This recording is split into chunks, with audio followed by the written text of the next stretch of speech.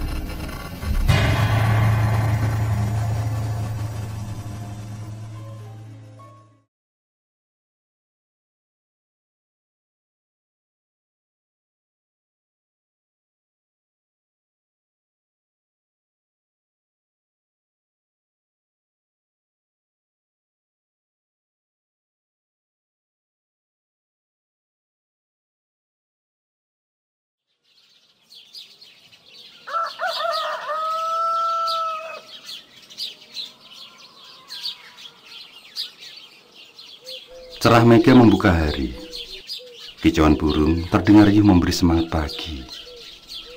Suasana itu terlihat di sebuah perkampungan yang tampak mulai beraktivitas para warganya, berlalu lalang menuju perkebunan maupun sawah. Para petani tersebut tampak damai mengikuti arus hidup. Sesekali Suryati yang sedang menyapu pelataran menyapa mereka. Di rumah kecil Nan Asri itulah dia tinggal bersama adiknya, Aryani.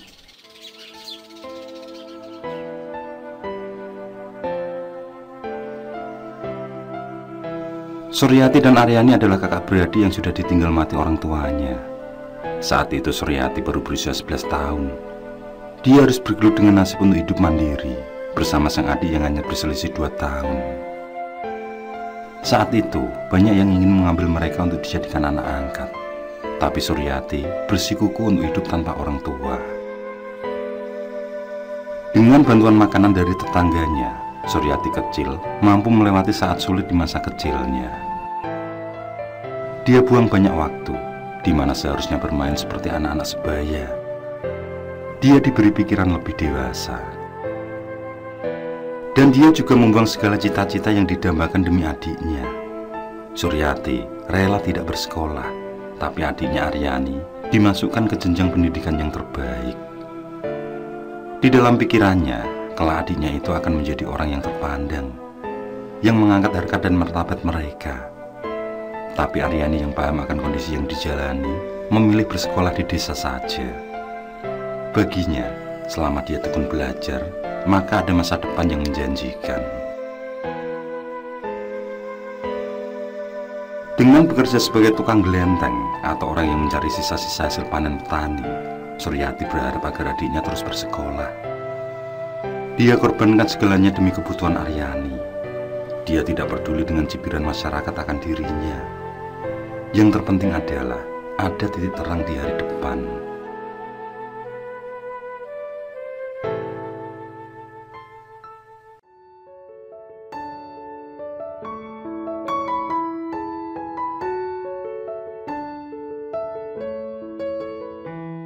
Seiring berjalannya waktu, kini kakak beradik itu telah tumbuh menjadi gadis remaja. Aryani tumbuh menjadi gadis cantik dengan kulitnya yang bersih. Jauh jika dibanding dengan Suryati. Karena pekerjaannya sehari-hari di tempat panas, kulitnya menjadi gelap. Wajahnya pun sedikit rusak. Kecantikannya tertutup oleh bintik-bintik hitam yang tampak jelas di samping hidungnya.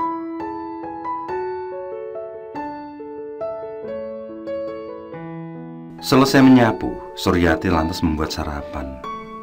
Biasanya dia membangunkan adiknya terlebih dahulu. Tapi karena hari ini hari libur, jadi dia membiarkan Aryani tetap di kamar setelah sholat subuh tadi. Disusul kemudian dengan berpakaian basahan, yaitu pakaian kotor yang dipakai saat ke sawah. Dan dengan 2 karung goni, dia bersiap menjalankan pekerjaan yang ditekuni sejak kecil. Dengan suaranya yang merdu, dia bernyanyi sambil mempersiapkan air putih yang akan dibawa sebagai bekal. Itulah kegiatan rutin yang selalu dilakukan setiap pagi.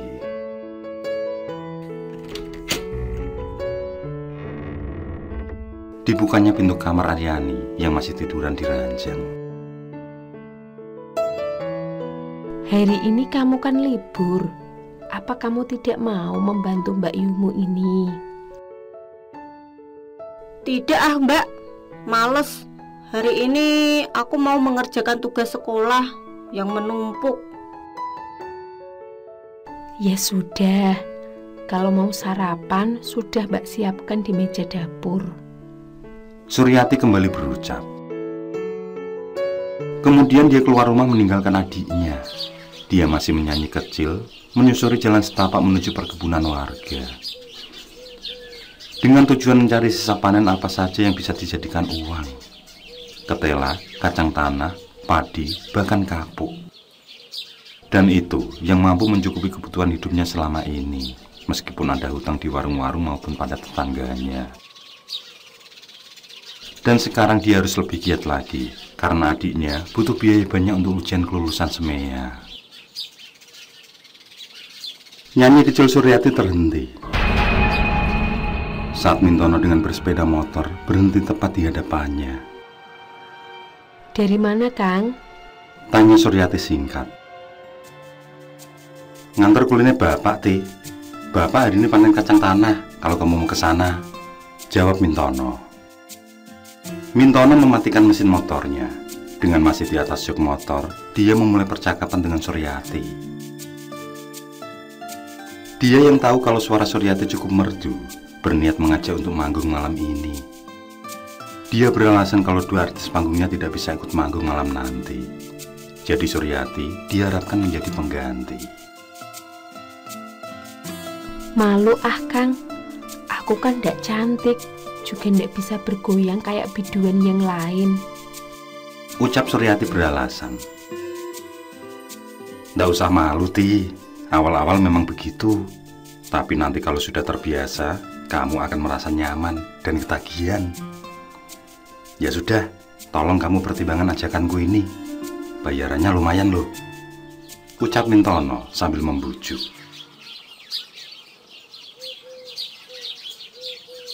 Suryati melanjutkan perjalanannya setelah Mintono berlalu. Pemuda taman itu adalah anak dari Pak RT. Dia mempunyai grup orkes Melayu yang merupakan orkes satu-satunya di desa. Jadi, orkes tersebut sangatlah laris. Setiap ada acara desa maupun hajat para warga, pasti orkesnya Mintono yang diundang untuk manggung. Tidak hanya di kampungnya saja, orkes itu sudah terkenal di banyak desa sekitar.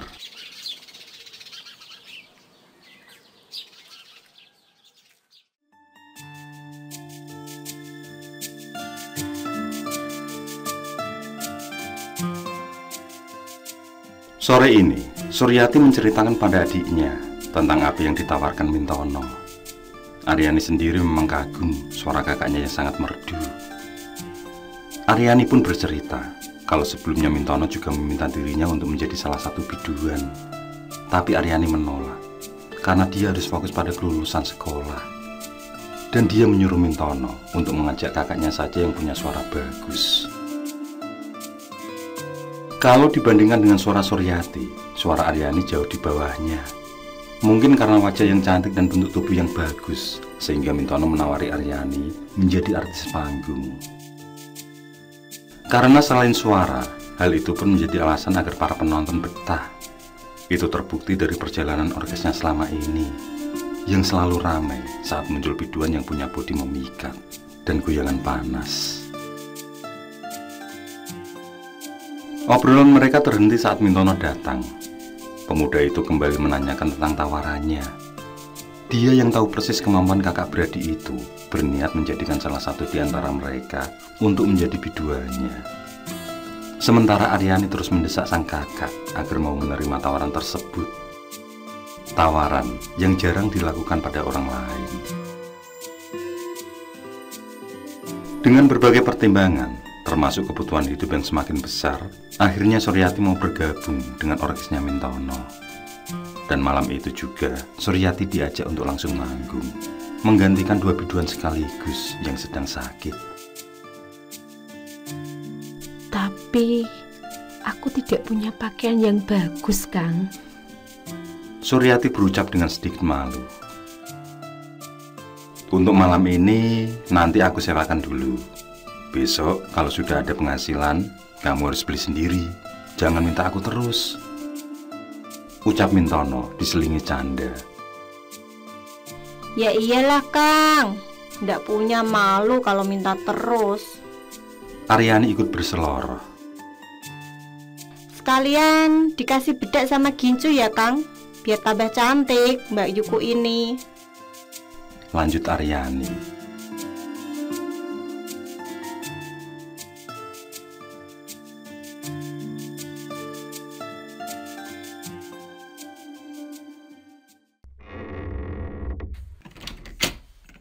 Setelah pintu rumah dikunci, Suryati yang ditemani adiknya langsung berangkat dibonceng Mintono. Sepeda motor yang dibonceng 3 orang itu melaju di kampung sebelah yang lumayan jauh jaraknya. Aryani mulai memberi dukungan pada kakaknya.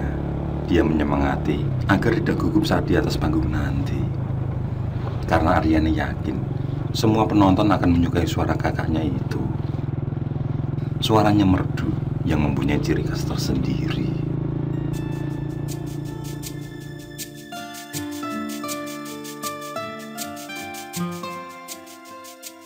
Hari sudah malam saat tiba di lokasi acara. Mereka berhenti tepat di samping panggung. Jantung Suryati berdetak sangat kencang melihat penonton yang sangat banyak. Pikirannya dipenuhi kecemasan. Dia berharap mampu melewati malam ini dengan sempurna. Tenang saja Mbak, yakinlah, Aryani memberi dukungan. Mereka segera masuk rumah. Setelah Mintono mengenalkan pada biduan lain, disuruhnya Suryati masuk menuju kamar rias. Disuruh dia memilih baju yang akan dikenakan. Juga disuruh untuk merias diri dengan peralatan kecantikan yang sudah disediakan. Untuk sementara, pergunakanlah yang ada, ucap Mintono sebelum berlalu. Dengan perasaan tidak karuan, Suryati mulai merias diri. Aryani yang ikut membantu kakaknya terus memberi semangat. Dia ingin agar sang kakak percaya diri di penampilan pertamanya malam ini. Karena ujian itu hanya datang di malam ini. Di penampilan selanjutnya pasti akan lebih santai dan lebih berkelas. Sementara Mintono sudah bergabung dengan teman-temannya di atas panggung. Dia mulai mengecek satu persatu alat musik yang disusul dengan cek sound. Sesekali dia menyetem gitar agar nadanya pas dengan rentetan musik lain. Suryati selesai berdandan. Sementara Aryani terus mendampingi kakaknya yang terlihat agak pucat karena gugup. Dia terus memberi dukungan agar kakaknya tampil dengan sempurna. Bersama 2 biduan lain, Suryati naik panggung diiringi sorakan dan tepukan dari para penontonnya. Dengan berganti nama Titi Kumalasari, dia menikmati malam pertamanya sebagai seorang biduan. Malam yang tidak akan pernah dilupakan seumur hidup.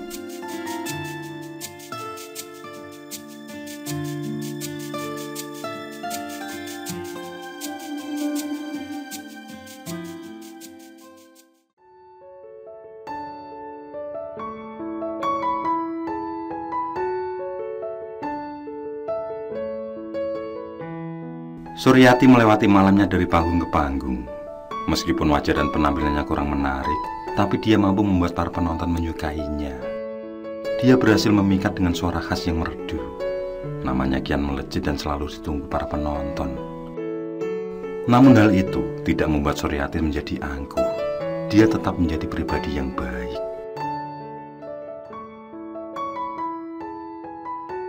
Kini, dia mampu melunasi hutang-hutangnya selama ini.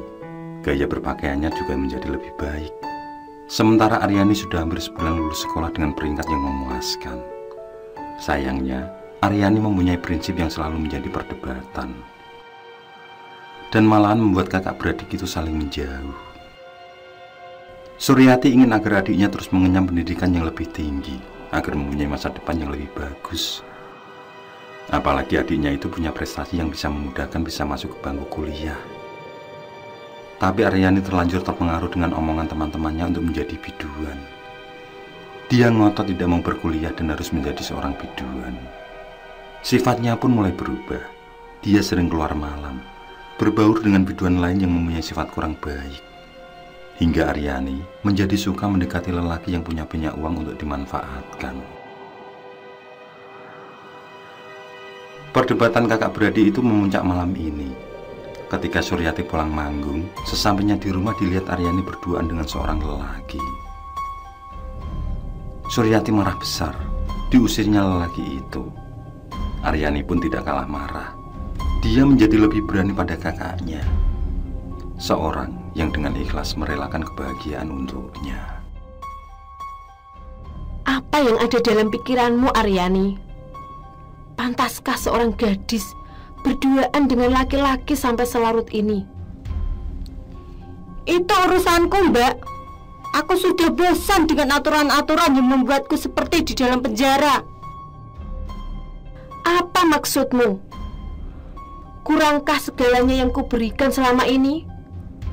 Atau karena kamu sudah menjadi orang pandai hingga tidak memandangku lagi? Mbak Yu sendiri yang membuatku seperti ini. Apa kamu takut jika nanti aku menjadi biduan dan akan menyaingi Mbak Yu? Adikku, tolong dengar Mbak Yumu ini. Bukankah selama ini kita hidup itu dengan saling berbagi? Cukuplah Mbak Yumu ini yang menjalani pahit dan hitam kehidupan seorang biduan. Halah, sudahlah Mbak. Cukup. Aku bosan mendengar ocehanmu yang terus-menerus kamu ulangi. Aryani mengakhiri perdebatan malam itu. Dia beranjak menuju kamarnya, lalu menutup pintu kamar dengan keras. Suryati yang hanya memandang dengan tatapan kosong. Dia hembaskan rasa lelah pada kursi kayu di ruang tamu. Sama sekali dia tidak menyangka akan ada perseteruan panjang dengan adiknya. Dia merasa bingung pada siapa mesti berkeluh kesah. Sejurus kemudian dipandanginya foto hitam putih di dinding. Ada senyum bahagia terpancar di sana. Senyum yang sekarang telah pudar. Dia menarik nafas panjang beberapa kali, mencari jalan keluar dari masalah yang sedang dihadapi. Dia berencana meluangkan waktu untuk jalan-jalan dengan adiknya, menceritakan sisi lain dari seorang biduan agar Aryani kembali ke jenjang pendidikan. Kembali Suryati menghela nafas panjang, dan dia pun tertidur.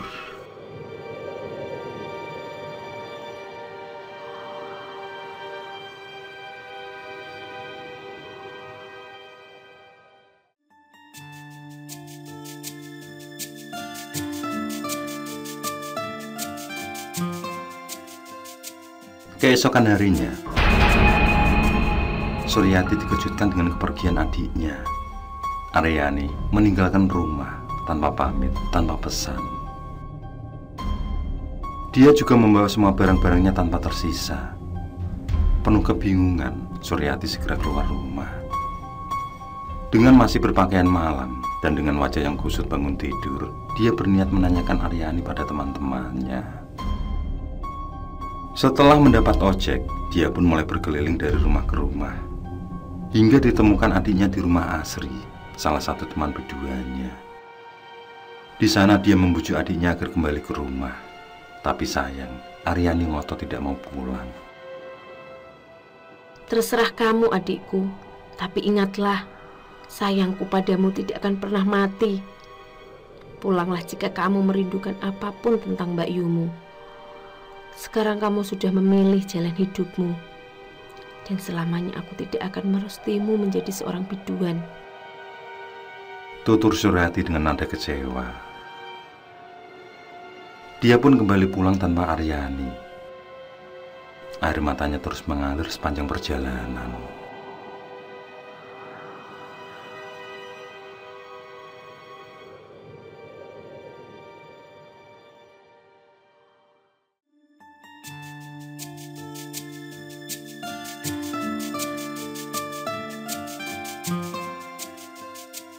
Aryani telah menjadi seorang biduan. Dia menjadi ratu panggung di setiap penampilannya. Perlahan-lahan, Suryati tergeser oleh adiknya sendiri. Dia mulai dijauhkan dalam mengisi acara-acara manggung. Kini Suryati mulai tersisihkan. Dan seiring berjalannya waktu, dia tidak lagi tampil sebagai biduan. Di teras rumah dia merenung, mengingat kebahagiaan masa lalu bersama adiknya. Mengingat di mana saat menjalani hidup yang sangat sulit.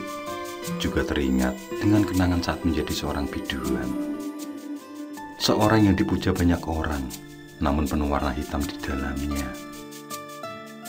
Harus siap dicolek oleh pemabuk-pemabuk nakal, siap menjadi gunjingan para wanita lain.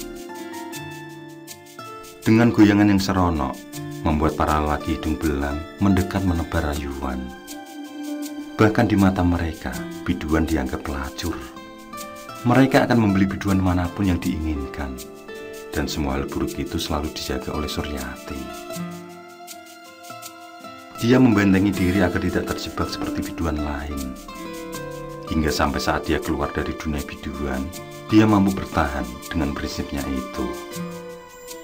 Yang terpikir olehnya saat ini adalah Aryani. Adiknya mempunyai paras yang cantik dan bentuk tubuh yang menawan. Pasti semua lelaki akan mendekatinya.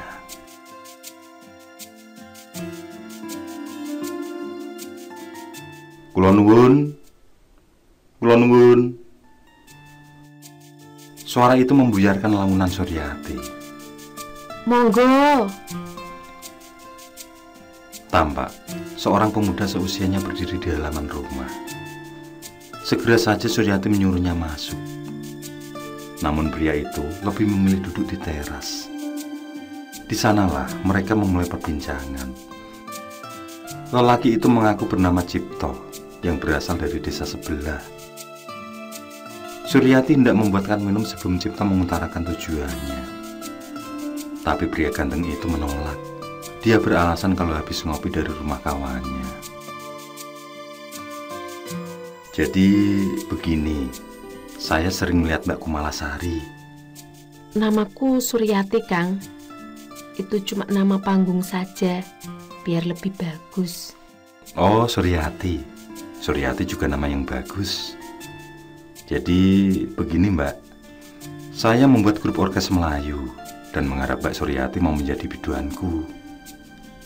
Aku lihat sekarang jenengan tidak pernah tampil di orkesnya Mintono. Suryati terdiam sebentar, memikirkan apa yang diutarakan oleh Cipto, yang kemudian dia menerima tawaran itu. Obrolan kembali berlanjut. Hingga tanpa sadar, mereka mulai bercerita tentang pribadi masing-masing. Suryati merasakan kalau Cipto sangat cepat mampu menyejukkan hatinya. Dia tahu inilah cinta yang selama ini belum dia temukan dari lelaki manapun. Tapi dia pendam perasaan itu. Dia harus bersabar menunggu waktu. Jika sosok Cipto memang dikirim sebagai jodohnya, pastilah ada waktu yang tepat untuk semua itu.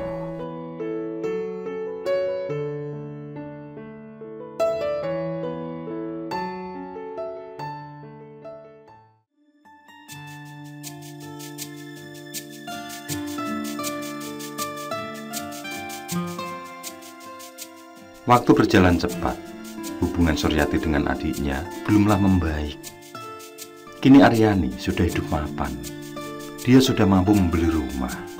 Kehidupannya menjadi buah bibir setiap orang karena dia sering membawa lelaki ke rumahnya. Termasuk lelaki hidung belang yang sudah dihafal masyarakat. Aryani yang diharapkan kakaknya menjadi seorang yang terpelajar dengan akhlak baik, kini terjerumus ke dalam suram kehidupan yang tidak disadarinya. Dan dia melupakan kakaknya. Suryati yang kini kembali menjadi biduan sangat terpukul dengan kunjungan orang tentang adiknya itu. Hatinya hancur. Beberapa kali dia mencoba bicara dengan adiknya, tapi Aryani selalu berbicara kasar. Pergilah Mbak, jangan lagi ganggu aku. Kita punya takdir masing-masing. Kata-kata itu yang membuat Suryati menangisi perubahan adiknya. Meski begitu, Suryati tetap mencoba menemui dan berbicara. Dia akan terus berusaha membuat adiknya tersadar, kembali pada sifat yang sangat dikenal. Rasa rindu pada Aryani tidak pernah pergi dari dalam hatinya.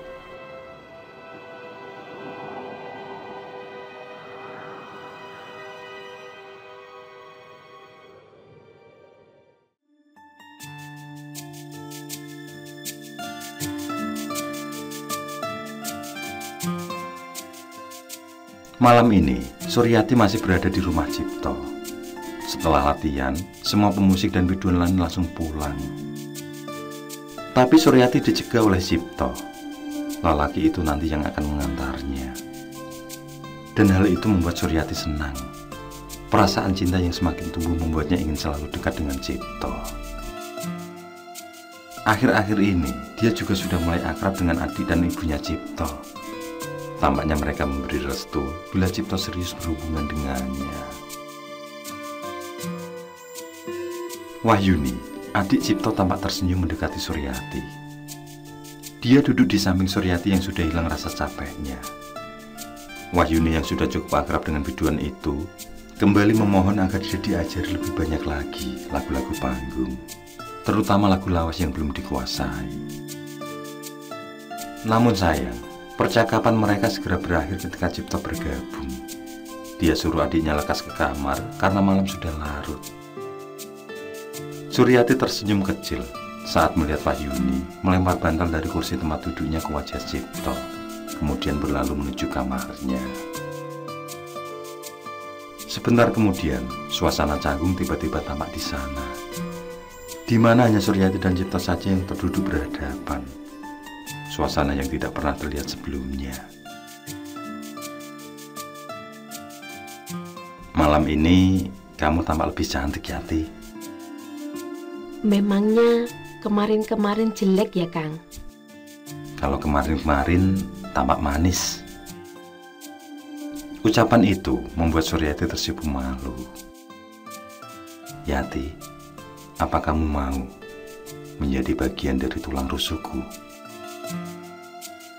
Kata-kata itu menyesakkan nafas Suryati. Dia tidak menyangka mimpinya selama ini akan menjadi nyata. Orang yang dicintai benar-benar menyatakan perasaannya. Maksud Akang? Kita sudah dewasa. Bukan waktunya bagi kita untuk berpacaran, Yati. Aku ingin kita menyatu dalam ikatan pernikahan. Apakah kamu bersedia? Yati, aku mencintaimu tulus.